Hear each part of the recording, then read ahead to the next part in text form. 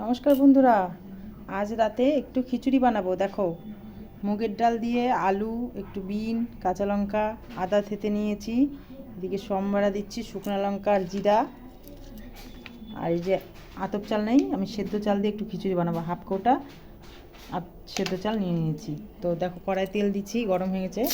শুকনো লঙ্কাটা ফোড়ন দিচ্ছি, জিরা ফোড়ন দিলাম। এখন আমি সবজিটা আগে ভেজে নিচ্ছি। একটু আলু দিব, তো আলু আর বিন।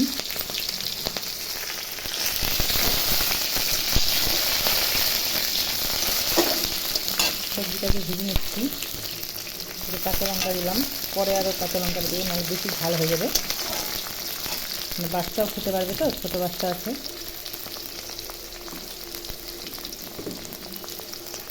একটু লবণ দিলাম।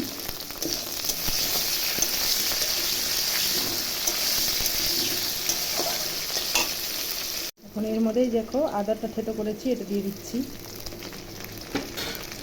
আদা দিয়ে একটু নাড়াচাড়া করে নেব।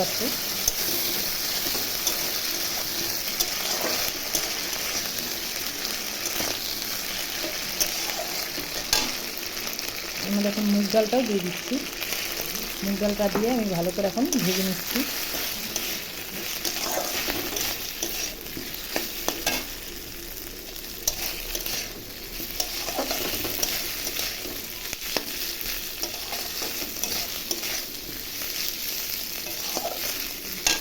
আর এদিকে গরম জল বসাই দিচ্ছি, গরম জলটা দিব।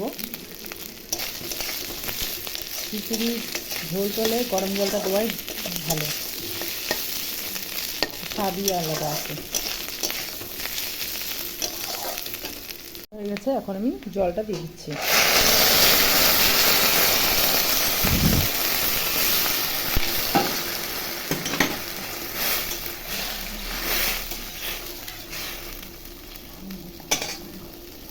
তো ফুটে এসেছে, এখন আমি চালটাও দিয়ে দিব।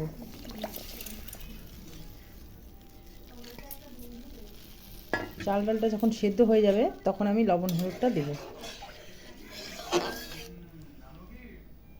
দেখো, ভালো করে ফুটতেছে খিচুড়িটা।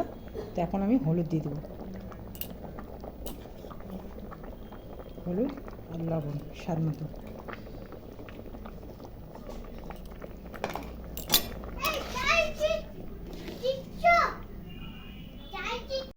খিচুড়িটা দেখো টকবক করে ফুটছে। এখনও চাল ডালটা ভালো মতো সেদ্ধ হয়নি, আরও সেদ্ধ হবে। এখানে 3টা কাঁচা লঙ্কা আরও দিয়ে দিচ্ছি।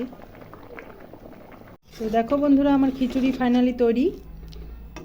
তো রাতের খাবার খিচুড়ি আজকে। কেমন লাগলো? তোমরা বাড়িতে পারলে এরকম করে খাবে, খুব ভালো লাগবে। টাটা।